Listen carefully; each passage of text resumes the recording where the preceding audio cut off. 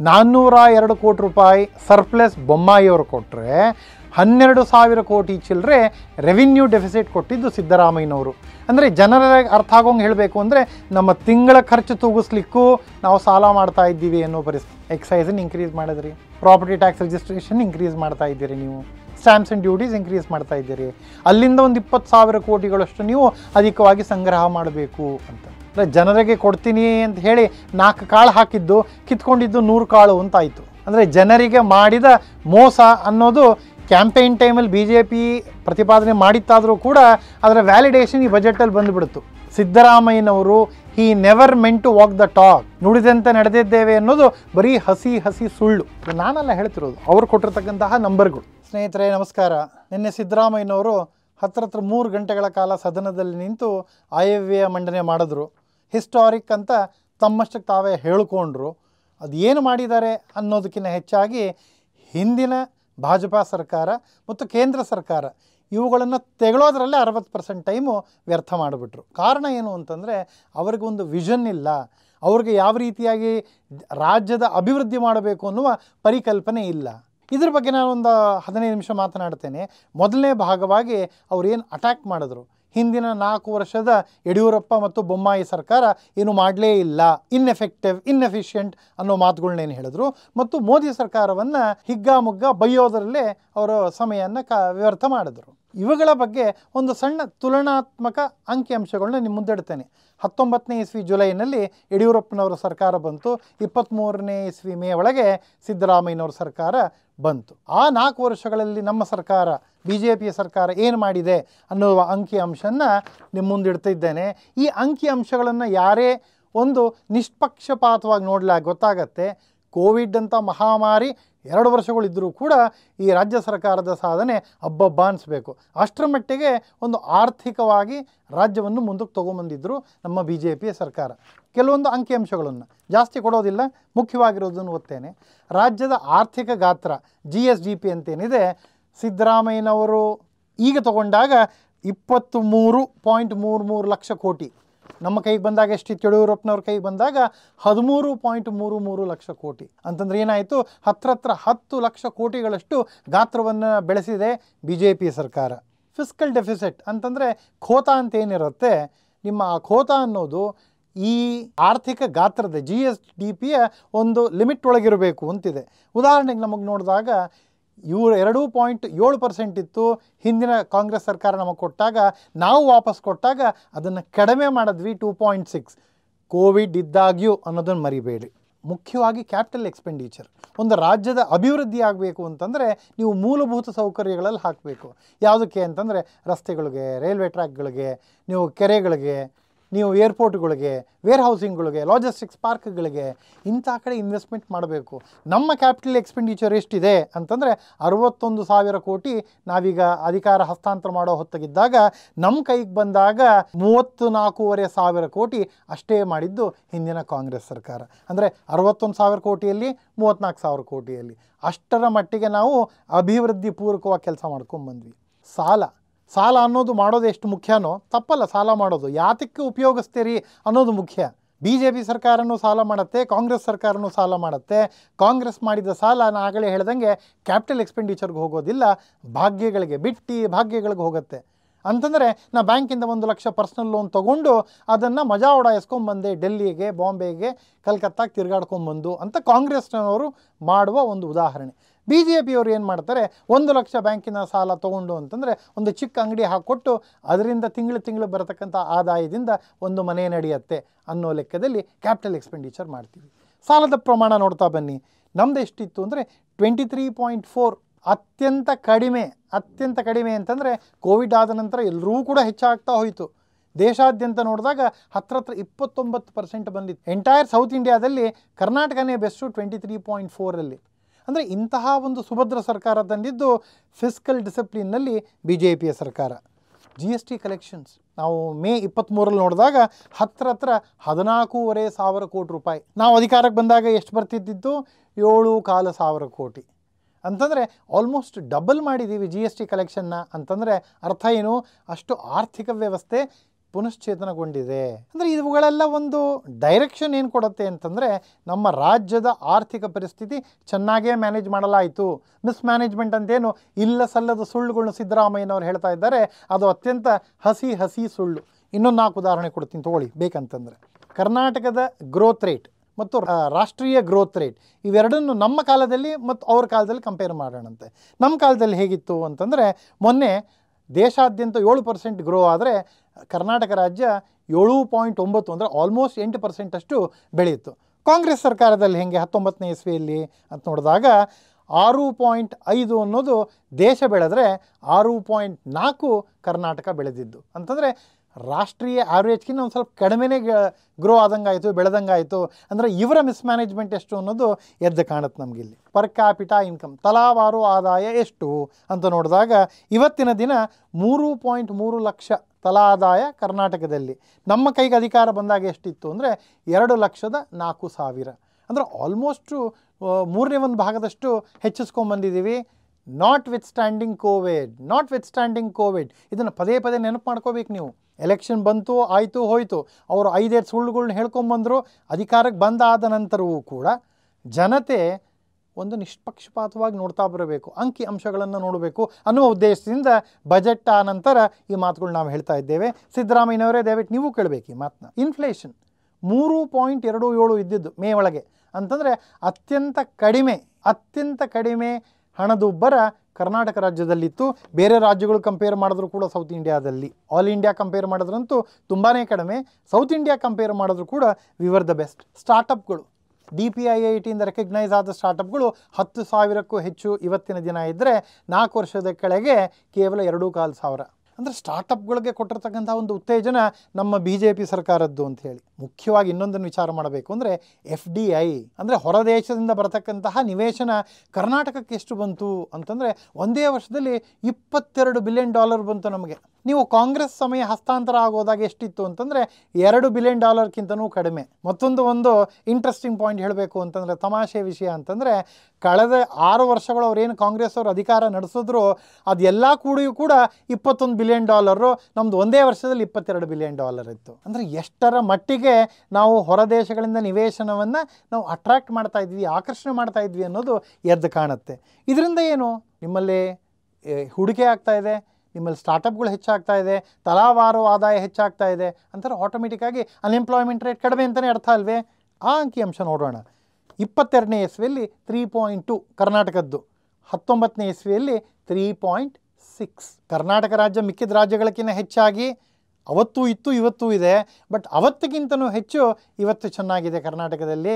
ಯಾತಕ್ಕೆ ಅಂದರೆ ಅಂತಹ ಸುಭದ್ರ ಸರ್ಕಾರ BJP ತಂದಿದ್ದು ಆರ್ಥಿಕವಾಗಿ. ಇನ್ನು ಕೃಷಿಗೆ ನಾವು ಎಷ್ಟು ಉತ್ತೇಜನ ಕೊಟ್ವಿ ಅಂತಂದರೆ, ಒಂದು ಉದಾಹರಣೆ ಕೊಡಬೇಕು ಅಂತಂದರೆ, ಫುಡ್ ಗ್ರೈನ್ ಪ್ರೊಡಕ್ಷನ್ ದವಸ ಧಾನ್ಯಗಳು ಎಷ್ಟು ಬೆಳೆದಿದ್ದೀವಿ ಮಿಲಿಯನ್ ಟನ್ನಲ್ಲಿ ಅಂತ ನೋಡಿದಾಗ ಇವತ್ತಿನ ದಿನ 13.8 ಅಂದರೆ ಹತ್ತಿರ 14 ಮಿಲಿಯನ್ ಟನ್ಗಳನ್ನ ನಾವು ಬೆಳೆದ್ರೆ ಅವತ್ತಿನ ದಿನ ಕೇವಲವಾಗಿ 10.8 ಮಿಲಿಯನ್ ಟನ್ಗಳು. ಅಂದರೆ ಇದರಿಂದನೂ ಮತ್ತೆ ಗೊತ್ತಾಗತ್ತಲ್ವೇ ನಾವು ಕೃಷಿಗೆ, ಅಲ್ಲಿಯ ನೀರಾವರಿಗೆ, ಗ್ರಾಮೀಣ ಅಭಿವೃದ್ಧಿಗೆ ಎಷ್ಟು ಒತ್ತು ಕೊಟ್ಟಿದ್ದೀವಿ ಅಂತ ಹೇಳಿ ಅಂತ.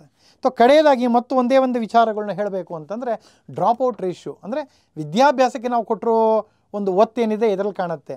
ಹುಡುಗರು ಮಕ್ಕಳು ಕಾಲೇಜಿಗೆ ಸೇರಿಕೊಂಡು ಅಲ್ಲಿಂದ ಡ್ರಾಪ್ಔಟ್ ಅಂದರೆ ನಮ್ಮ ಕೈಯಲ್ಲಿ ಆಗೋದಿಲ್ಲ ಅಂತ ಹೊರಗೆ ಯಾರು ಬರ್ತಾರೆ, ಅವತ್ತೆಷ್ಟಿತ್ತು ಇವತ್ತೆಷ್ಟಿದೆ ಅಂತ ನೋಡಿದಾಗ ಅವತ್ತಿನ ದಿನ 23.5% ಇತ್ತು, ಇವತ್ತಿನ ದಿನ 14.6% ಇದೆ.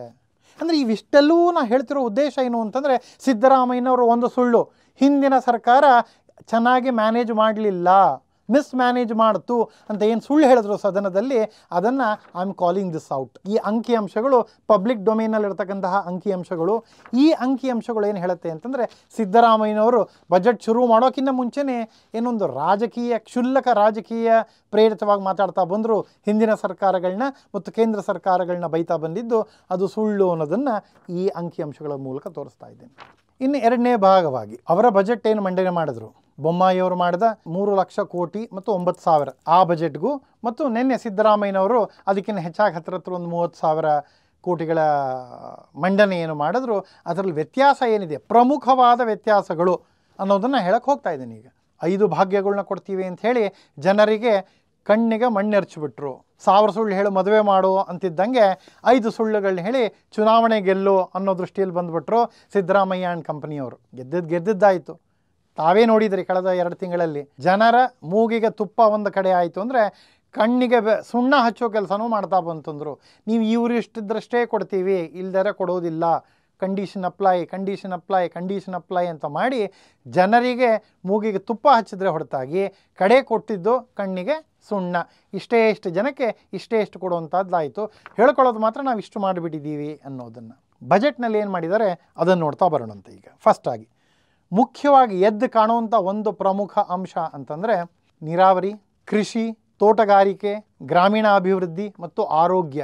ಈ 5 ಮುಖ್ಯ ಕ್ಷೇತ್ರಗಳಿಗೆ, ಮತ್ತೊಮ್ಮೆ ಹೇಳ್ತೇನೆ, ಕೃಷಿ, ತೋಟಗಾರಿಕೆ, ಜಲಸಂಪನ್ಮೂಲ, ಗ್ರಾಮೀಣಾಭಿವೃದ್ಧಿ ಮತ್ತು ಆರೋಗ್ಯ, ಈ 5 ಪ್ರಮುಖ ಕ್ಷೇತ್ರಗಳಿಗೆ ಅಲೋಕೇಶನ್ನ ಕಡಿಮೆ ಮಾಡಿದ್ದಾರೆ ಸಿದ್ದರಾಮಯ್ಯನವರು.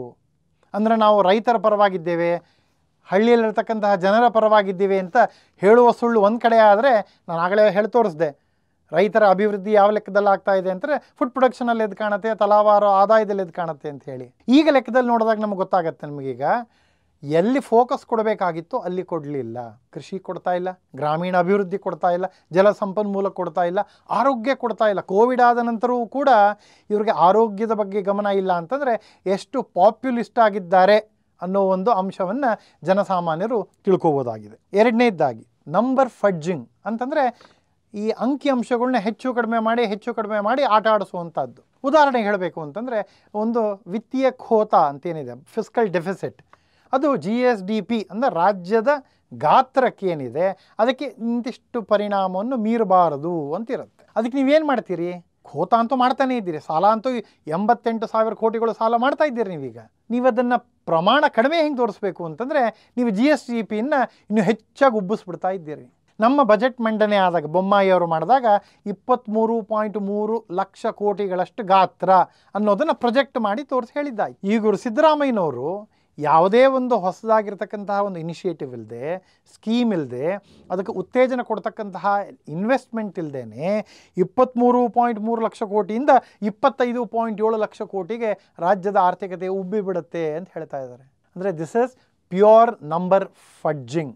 ನಂಬರ್ಸನ್ನು 100ಕ್ಕೆ 10 ಅಂತಾದರೆ 10% ಆಯಿತು. ನೀವು ಅದನ್ನು 10ನ್ನು 150 ಅಥವಾ 200ಕ್ಕೆ ನೀವು ತೊಗೊಂಡ್ಬಿಟ್ರೆ, ಭಾಗ ಮಾಡಿದ್ರೆ 5% ಅಂತ ಆಗುತ್ತೆ. ಸಿದ್ದರಾಮಯ್ಯನವರ ನಾಟಕ ಇದೆ ಫಡ್ಜಿಂಗ್ ದ ನಂಬರ್ಸ್. ಮೂರನೇದಾಗಿ ದೊಡ್ಡದಾಗಿರ್ತಕ್ಕಂಥ ವಿಚಾರ ಇದೆ, ಜನಸಾಮಾನ್ಯರು ಬಹಳ ಗಮನ ಕೊಟ್ಟು ವಿಚಾರ ಮಾಡಬೇಕಾಗತ್ತೆ. ಏನು ಅಂತಂದರೆ, ಒಂದು ಮನೆಯ ಉದಾಹರಣೆ ಕೊಡ್ತೇನೆ. ತಿಂಗಳಿಗೆ ಒಂದು 30,000 ರೂಪಾಯಿ ಆಗುವಷ್ಟು ಖರ್ಚಿರುತ್ತೆ. ಬಾಡಿಗೆ ಇರ್ಬೋದು, ಮನೆಯ ದವಸ ಧಾನ್ಯಗಳು ಇರ್ಬೋದು, ಮಕ್ಕಳ ಸ್ಕೂಲ್ ಫೀಸು, ಮತ್ತೊಂದು ಮಗದು ಅಂತ ಹೇಳಿ ಒಂದು 30,000. ನಿಮ್ಮ ಆದಾಯ ಒಂದು 30-35,000 ಇರುತ್ತೆ, ಖರ್ಚು ಒಂದು 30,000.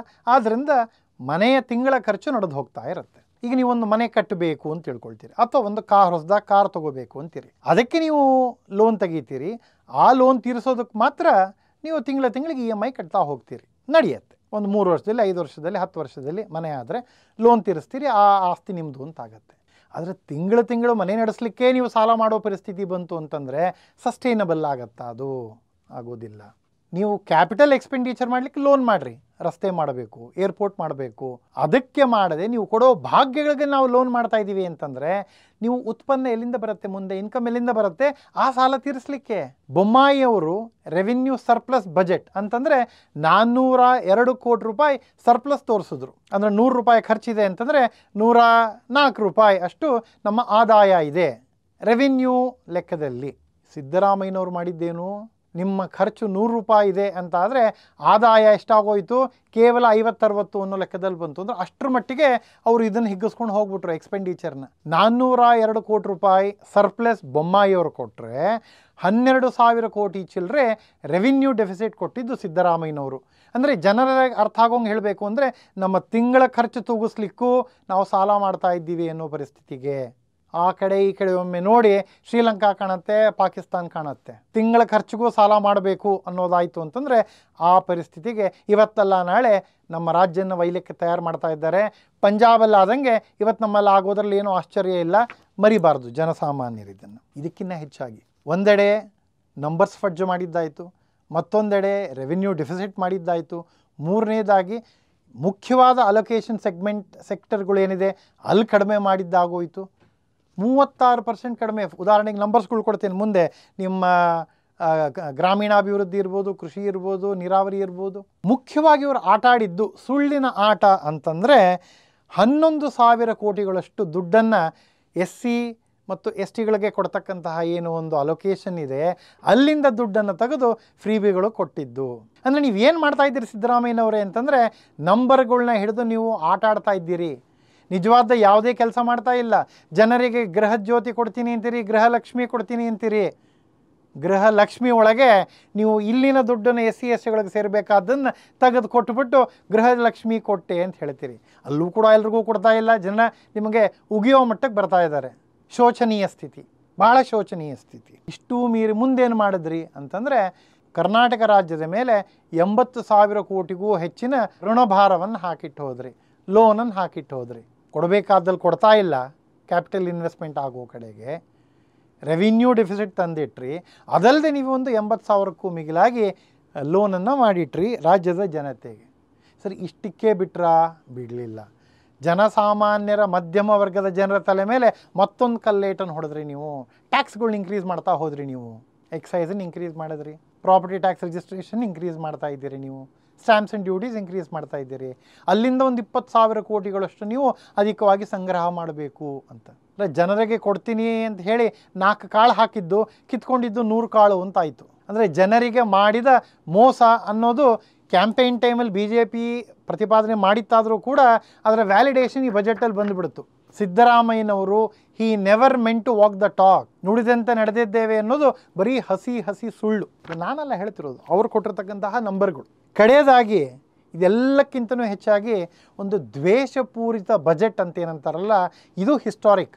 ಅವ್ರು 14ನೇ ಸತಿ ಮಾಡಿದ್ರು, 15ನೇ ಸತಿ ಮಾಡೋದು ಅನ್ನೋದು ಹಿಸ್ಟಾರಿಕ್ ಅಲ್ಲ. ಒಂದು ಆಯವ್ಯಯ ಮಂಡನೆ ಮಾಡಬೇಕಾದ್ರೆ ನಮ್ಮ ರಾಜ್ಯಕ್ಕೆ ಒಳಿತಾಗಲಿ, ಮುಂದಿನ 1 ವರ್ಷ ನಮ್ಮ ಪ್ರತಿಯೊಬ್ಬ ವ್ಯಕ್ತಿನೂ ಜೊತೆ ಕರ್ಕೊಂಡು ಹೋಗಿ ಮುಂದಕ್ಕೆ ನಮ್ಮ ರಾಜ್ಯ ಬರಬೇಕು ಅನ್ನುವ ಪರಿಕಲ್ಪನೆಯಲ್ಲಿ ಯಾವುದೇ ಸರ್ಕಾರ ಮಾಡಬೇಕಾಗಿರೋ ಕರ್ತವ್ಯ. ಅದನ್ನು ಬಿಟ್ಟು ದ್ವೇಷಪೂರಿತವಾಗಿ ಮಾಡೋ ಕೆಲಸ ಮಾಡಿದ್ರು. ಏನೇನು ಮಾಡಿದ್ರಿ ನೀವು ದ್ವೇಷದಿಂದ? NEPನ ತೆಗೆದು ಹಾಕಿದ್ರಿ. NEPಯಿಂದ ಅನುಕೂಲ ಆಗ್ತಿದ್ದಿದ್ದು ಯುವಕರಿಗೆ. ಅವ್ರನ್ನ ಮತ್ತೆ ನೀವು ಕಡೆಯ ತನಕ ನೀವು SO 3,000 ರೂಪಾಯಿಗೆ ಕೈ ಚಾಚಲಿ ಅನ್ನೋ ದೃಷ್ಟಿಯಿಂದ NEP ತೆಗೆದು ಹಾಕಿದ್ರಿ.